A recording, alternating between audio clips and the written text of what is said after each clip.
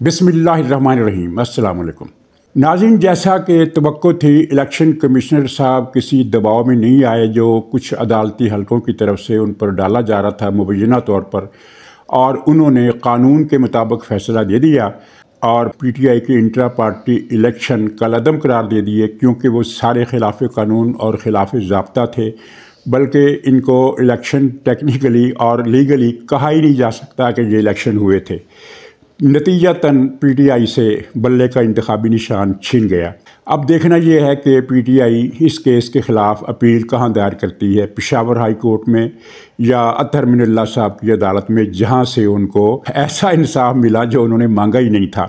तो अब ज़ाहिर है हो सकता है अदालत की तरफ से, सुप्रीम कोर्ट की तरफ से इस इलेक्शन कमिश्नर के इस फैसले को कलअदम करार दे दिया जाए, लेकिन ज़ाहिर है इसमें कुछ दिन लगेंगे, एक प्रोसेस बनेगा और एक कन्फ्यूजन की फ़ज़ा पैदा होगी, उलझाव की फ़ज़ा पैदा होगी। और पीटीआई ने बहरहाल खसारे में रहना है, घाटे में रहना है, ये बात आप नोट कर लीजिए।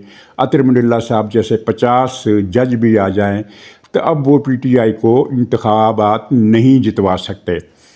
तो नाज़रीन, इससे पहले यानी वो कल सारा दिन सारी रात ये ख़बर और तबसरा गर्दिश करता रहा कि सुप्रीम कोर्ट ने साइफर केस को उड़ा कर रख दिया है और अब साइफर केस ख़त्म हो गया है। इसकी बुनियाद ज़ाहिर है अदालती कार्रवाई के दौरान होने वाले मुकालमे और ख़ास तौर पर एक जज अतर मिनल्ला की मुदाखलत और पीटीआई के वकील के तौर पर उन्होंने जो दलाइल दिए पीटीआई की तरफ से, इमरान खान की तरफ से, और ऐसे ऐसे दलाइल दिए कि जिनको सुनकर ख़ुद इमरान खान भी दंग रह गया होगा।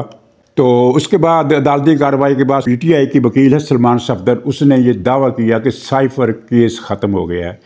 तो नाज़रीन, इस पर दिलचस्प जो तबसरे हैं उनके हवाले से कुछ बात करेंगे, लेकिन पहले मैं ये आपको बता दूं कि साइफर केस ख़त्म नहीं हुआ। सुप्रीम कोर्ट ने इमरान खान की ज़मानत का जो तहरीरी फ़ैसला जारी किया है वो ज़ाहिर उस फ़ज़ा से बहुत मुख्तलिफ है जो अदालती कार्रवाई की नतीजे में बनी। इमरान खान को ज़मानत मिल गई, ये ठीक है, ज़मानत मिल जानी चाहिए थी, क्योंकि केसेस में ज़मानत मिल जाती है और अदालत के सामने ज़मानत ना देने के हक़ में भी वजूहात मौजूद थी और ज़मानत देने की वजूहात भी मौजूद थी। उन्होंने अपना मेरिट बनाया और उनका मेरिट सही था, और उनका मेरिट ये था कि जो वजूहात ज़मानत देने की हैं वो ज़्यादा मोतबर हैं बनिस्बत उन वजूहात के जिनकी बुनियाद पर ज़मानत मुस्तरद की जानी चाहिए थी। तो खैर ये अदालत का फ़ैसला है, इस पर मेरा ख्याल है कोई इख्तिलाफ़ नहीं है। सुप्रीम कोर्ट को या किसी भी अदालत को ये हक़ है कि वो किसी भी मुकदमे के मुल्ज़म को ज़मानत दे सके।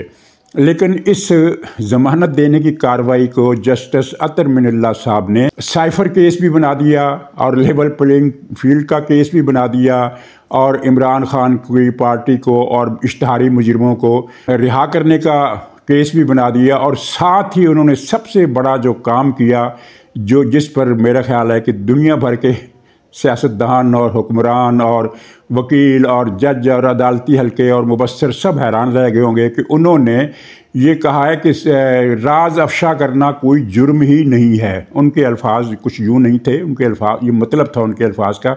उन्होंने फरमाया कि साइफर केस जब डी कोड हो गया तो वो सीक्रेट रहा ही नहीं, लिहाजा इसको सीक्रेट एक्ट की ख़िलाफ़ वर्जी नहीं कहा जा सकता, ना ही ये कहा जा सकता है कि इमरान खान ने कोई ऑफिशियल सीक्रेट अफशा किया।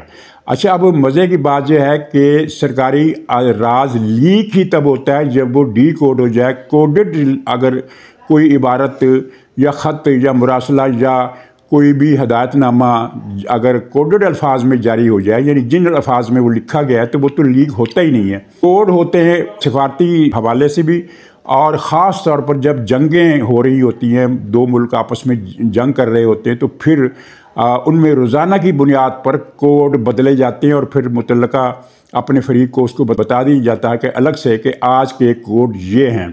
हर रोज़ कोड बदलते हैं ताकि दुश्मन को डी कोड करने का मौका न मिल सके। और वो ज़ुबान ऐसी होती है कि किसी के समझ में आ ही नहीं सकती, चाहे वो कोई पढ़ा लिखा हो चाहे वो कोई अनपढ़ हो। मसलन एक फ़ौजी कमांडर दूसरे फ़ौजी कमांडर को इस तरह के मैसेज भेजता है कि भाई चने उबल गए हैं तो मुर्गे को बांग देने से रोक दो और छतरी निकाल लो। अब इस पैगाम का क्या मतलब है, कुछ पल्ले नहीं पड़ सकता किसी के। लेकिन वो जो जिस फौजी अफसर को ये पैगाम भेजा गया है, वो उसको चूँकि पता है कि चने का क्या मतलब है, मुर्गे का क्या मतलब है, बांग का क्या मतलब है और छतरी का क्या मतलब है, तो उससे समझ में आ जाएगा कि मेरा कमांडर या मेरा हेडक्वार्टर मुझे ये हदायत दे रहा है कि ये करना है, ये काम हो गया है, ये नहीं करना और अब एहतियात ये करनी है। वो उनको सारे कोड का पता होता है। तो अगर ये पैगाम कोडेड लीक हो जाए, कोई फौजी लीक कर दे कि जनाब उस अफसर को ये पैगाम दिया गया है कि चने उबल गए हैं और मुर्गे को बांग देने से रोको, तो उससे किसी मुल्क की फ़ौज को कोई नुकसान नहीं हो सकता, क्योंकि दुश्मन इस कोड को समझ ही नहीं सकता। और जैसे ही बात लीक होगी, वो फ़ौज जो है वो अपना कोड बदल लेगी और नए सिरे से पैगाम भेजेगी। तो कोड बहरहाल इतनी जल्दी डी कोड नहीं हुआ करते। तो ये जस्टिस अतर मिनल्ला साहब ने कहा कि अगर कोडेड रिलीज़ करते तो तब था ये अफशाए राज का अफशा होना तब बनता जब ये जिन अल्फाज में आया था उन्हीं अल्फाज में ये लीक किया होता। तो ऐसा लीक तो लीक होता ही नहीं है, ऐसे लीक से तो कोई मसला ही नहीं होता है। असल में मैसेज का तर्जमा ही लीक किया जाता है कि ये मामला हुआ है, और वो इमरान खान ने किया। और जस्टिस अतर मिनल्ला साहब ने वो एतराज़ सुना ही नहीं। वकील इस्तगासा का सरकारी मुकदमे के जो वकील थे, तो प्रोसिक्यूटर जनरल का यानी वो दलाइल उन्होंने मजबूत दलाइल दिए, लेकिन एक भी दलील को सुना नहीं गया, बल्कि जवाबी वार में उस दलील को रास्ते में रोक दिया गया। वरना कौन नहीं जानता और सबको पता है कि इमरान खान की एक ऑडियो लीक हुई थी, जिसकी पीटीआई ने तस्दीक की थी कि इसमें कोई काबिल एतराज़ बात नहीं है। यानी उन्होंने तस्लीम किया था कि ये लीक सही है, जिसमें वो आज़म खान से कह रहे हैं कि हम इस साइफ़र से खेलेंगे, इससे सियासी फ़ायदा उठाएंगे और तुम ये तैयारी करो। उसके बाद उन्होंने जलसा आम में इसका जिक्र किया, और इससे पहले शाह महमूद कुरैशी ने कहा कि ये तो साइफ़र वाला जो मसला था मैंने खान साहब के हवाले कर दिया कि आप जाने और साइफ़र जाने और अवाम जाने। और इसी पर जस्टिस तारक साहब ने ये कहा इसी समाअत के दौरान कि शाह महमूद कुरैशी खुद निकल गए और इमरान खान को फंसा दिया। अगर इमरान खान ने कुछ किया ही नहीं था, ये साइफ़र केस बनता ही नहीं है, तो फिर इन रिमार्क्स का मतलब क्या है कि शाह महमूद कुरैशी ने इमरान खान को फंसा दिया। इमरान खान इस केस में फंस चुका है, और जैसा कि सुप्रीम कोर्ट के इस बेंच का तहरीरी फैसला आया है, उससे साफ पता चलता है कि उन्होंने इस यानी जस्टिस अतर मिनल्ला साहब की इस कोशिश का उसमें हमें वो परतो नज़र नहीं आता जो उन्होंने इस केस में असरअंदाज होने के लिए ज़ोर लगाया और ऐसे रिमार्क्स दिए जिसका मतलब ये बनता था कि वो जो जिस अदालत में ये साइफ़र केस चल रहा है वो इस साइफ़र केस को समेट दे और ख़त्म करे। ये तो केस ही नहीं है, लेकिन तहरीरी फैसले में ये लिखा गया है कि ये मज़ीद इंक्वायरी इसकी हो सकती है और मजाज अदालत जो है वो इसकी मज़ीद इंक्वायरी कर सकती है। अगरचे उन्होंने 6 रुकनी बेंच ने ये फ़ैसला दिया कि 4 हफ्तों में फ़ैसला करने का जो इस्लामाबाद हाई कोर्ट के चीफ जस्टिस का हुक्म है वो हम कलअदम करते हैं। ठीक है, ये उनका इख्तियार है, चलिए 4 हफ्ते ना सही, 6 हफ्ते सही, 8 हफ्ते सही, यानी डिले। इमरान खान का हर केस, आपको ये इल्म में है कि इमरान खान का हर केस डिले होता रहा है, हर केस डिले होता रहा है। और यहाँ एक बहुत अहम नुक्ता अभी अर्ज़ करता हूँ, लेकिन सुप्रीम कोर्ट के बेंच ने साथ ही ये भी कह दिया कि अगर इमरान खान की तरफ से इस केस में ताख़ीरी हथकंडे इख्तियार किए गए तो ये ज़मानत जो है ये मनसूख भी हो सकती है। यानी कि जस्टिस अतर मिनल्ला साहब तो इनको ब्रांकेट किस्म की ज़मानत देने वाले थे, बल्कि उनका अगर बस चलता, उनके जो डायलॉग थे, जो उनके मुकालमे थे, जो वो पीटीआई की तरफ से बोल रहे थे, उनसे लगता था कि वो तो इमरान खान के ख़िलाफ़ हर केस को ख़त्म करने का हुक्म देने वाले हैं।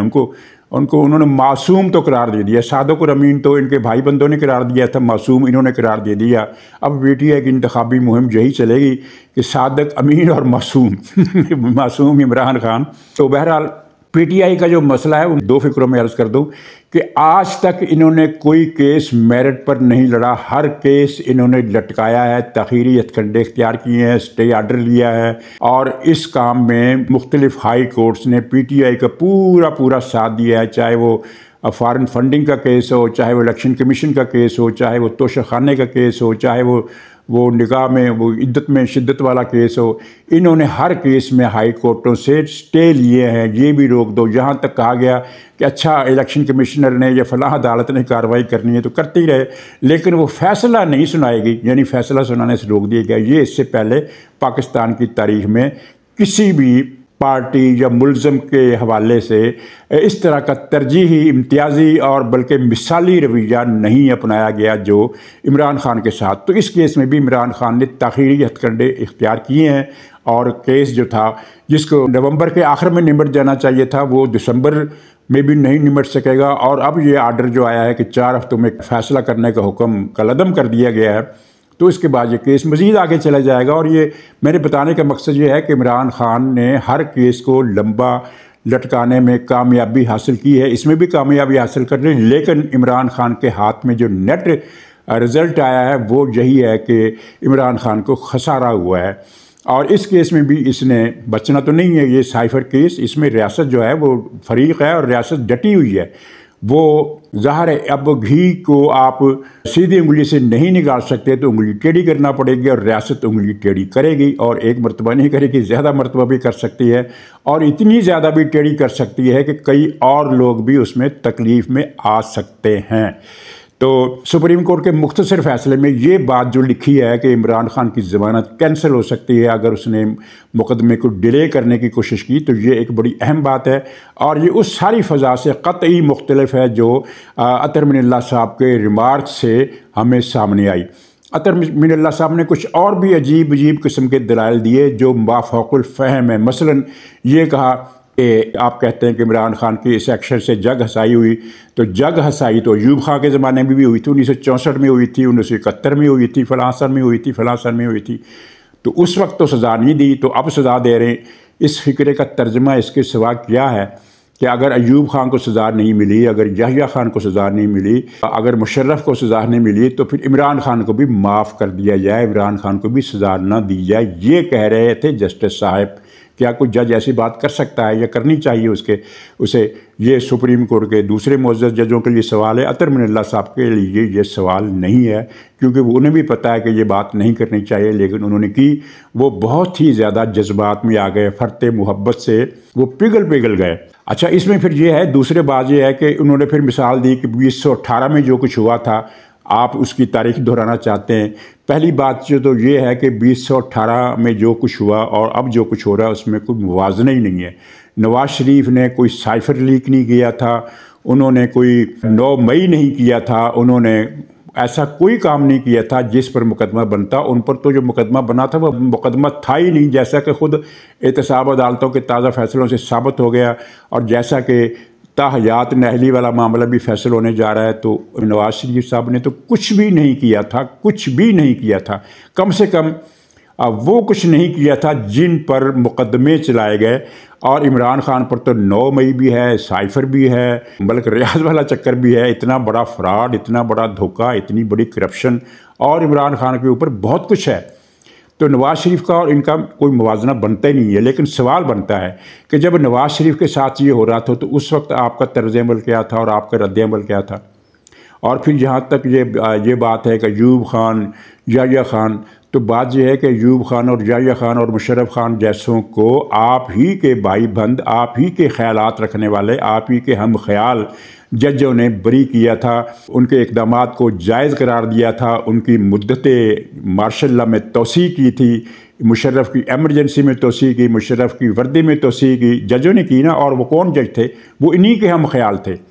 वरना मतलब कि अब तारीख दोहराने का मतलब ये है कि जिस तरह माजी में मुजरिमों को माफ़ किया जाता रहा है, अब भी मुजरिमों को माफ़ कर दिया जाए। जस्टिस साहब यही कह रहे हैं, मुझे तो यही समझ में आया। अच्छा, ये जो ऑफिशियल सीक्रेट एक्ट वाली जो बात है ना, जो जस्टिस अतर मिनल्लाह साहब ने दलील दी है, उसका नतीजा क्या निकलेगा? उसका नतीजा यह निकलेगा, वो सलमान सफदर ने बता दिया। उससे एक सहाफ़ी ने पूछा कि इसका क्या मतलब है कि क्या आइंदा कोई भी वज़ीर-ए-आज़म ऑफिशियल सीक्रेट अफशा करे, सरकारी राज खोल के रख दे, तो उसके ख़िलाफ़ कोई इक़दाम नहीं होगा? तो सलमान सफदर ने वाज़े अल्फाज में कहा कि हाँ, कोई जुर्म नहीं होगा। यानी कि जस्टिस अतर मिनल्लाह साहब ने खुली छूट दे दी कि आइंदा जो भी वज़ीर-ए-आज़म या जो भी हुक्मरान हो, वो सरकारी राज अफशा कर दे, तो कर दे, उसे उस पर कोई इल्ज़ाम नहीं आएगा। खुली छूट मिल गई, चाहे बड़े से बड़ा राज, पाकिस्तान की कौमी सलामती को बराह रास्त तबाह करने वाला राज भी अगर कोई खोल दे तो अतर मिनल्ला साहब कहते हैं कि वो कोई जुर्म ही नहीं है, बशर्ते कि वो कोडेड अल्फाज में लीक ना करे तो फिर कोई जुर्म नहीं है। ये बिल्कुल एक नई किस्म की बातें। फिर अतर मिनल्ला साहब ने कहा कि चूँकि इंतखाबात हो रहे हैं और इंतखाबात में उम्मीदवारों को रिहा होना चाहिए ताकि वो आवाम से वोट ले सके, उनके इबारत का, उनके खिताब का जो खुलासा था वो ये था।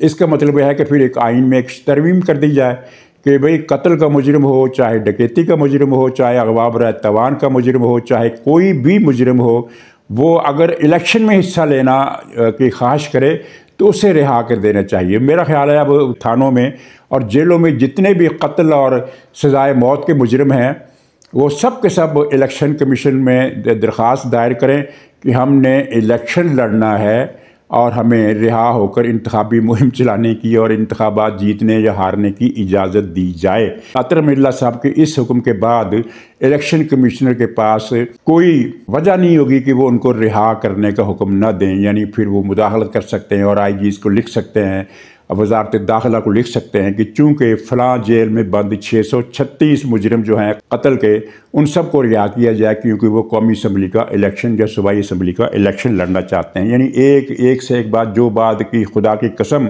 लाजवाब की, पापोश में लगाई किरण आफ्ताब की। अब इस शेर का हकीकी माने जो हैं वो जस्टिस अतर मिनल्ला साहब के इस फैसले और इन रिमार्क्स की रोशनी में पहली मरतबा समझ में आए हैं। तो वो लोग अब जो कह रहे हैं कि ये वो जज के तौर पर बात नहीं कर रहे थे, वो तो पीटीआई की वकील के तौर पर बात कर रहे थे, पीटीआई की तरफ से दलीलें दे रहे थे और इस्तगासा की दलीलें रद्द कर रहे थे। इस्तगासा की दलीलें सुन ही नहीं रहे थे। वो इस्तगासा आधी बात करता था और वो रद्द करके अपनी दलील पेश कर देते थे, जिसकी वजह से फिर पीटीआई के सोशल मीडिया ने ये बात भी चलाई कि जनाब वो इस्तगासा के पास तो कोई दलील ही नहीं थी। भी दलील तो सारी थी उनके पास, लेकिन दलील सुनी ही नहीं गई। और सुनी क्यों नहीं गई कि अगर सुनी जाती तो फिर ये रिमार्क्स देने मुमकिन नहीं रहते थे। तो बहरहाल ये तमाशा लगा है ज़रूर, लेकिन वो जो बॉटम लाइन वाली बात है वो मैं आपको बता दूं कि साइफर केस चलेगा, ठीक है। वो इब्तदाई तखमीने जो थे वो हर केस में इमरान खान के हवाले से गलत साबित होते रहे, हर केस डिले होता रहा, हर केस डिले होता रहा। ये भी डिले हो गया, कितने दिन के लिए डिले हो गया। अब ज़ाहिर है पूरी वो एक्यूरेसी के साथ तो हम नहीं कह सकते कि इतने दिन के लिए डिले हो गया, लेकिन ये केस चलना है और इसमें सज़ा भी होनी है और इसमें इस सज़ा के बाद इमरान खान की माफ़ी भी कोई नहीं होनी है। इलेक्शन अपने वक्त पर होने हैं, इलेक्शन में ताख़ीर नहीं होनी और इलेक्शन पीटीआई के उम्मीदवारों ने हारने हैं। और पीटीआई के इस प्रोपेगेंडे का वफाकी हुकूमत अपनी नालायकी और नालायकी क्या अज़ हद नालायकी की वजह से कुछ जवाब नहीं दे सकी। एक तसर बन गया है कि पीटीआई के उम्मीदवारों को पकड़ पकड़ कर बंद किया जा रहा है, उनके कागजात नामजदगी उनको नहीं लेने दिए जा रहे या लेकर फाड़े जा रहे हैं। ये कितना बड़ा झूठ है। 1000 के करीब नशिस्तें हैं पाकिस्तान में कौमी और सूबाई असम्बलियों की, बल्कि ज़्यादा ही होंगी। तो 1000 में से 10 या 11 उम्मीदवारों के कागजात छीने गए हैं या वापस लिए गए हैं या उनको भरने नहीं दिए गए। 10-11 से ज़्यादा वाक़यात नहीं हैं। और इसमें झूठ क्या है? झूठ इसमें यह है कि ये बात छुपा ली गई है कि दरअसल ये वो लोग हैं जो 9 मई में मुलव्वस हैं, इन पर मुकदमात हैं और या इनमें से कुछ इश्तिहारी हैं। तो इसके अलावा इमरान खान के कागजात दाखिल हो गए, परवेज़ इलाही के दाखिल हो गए और पीटीआई के बहुत से लोगों के दाखिल हो गए। उन सबको क्यों नहीं रोका गया?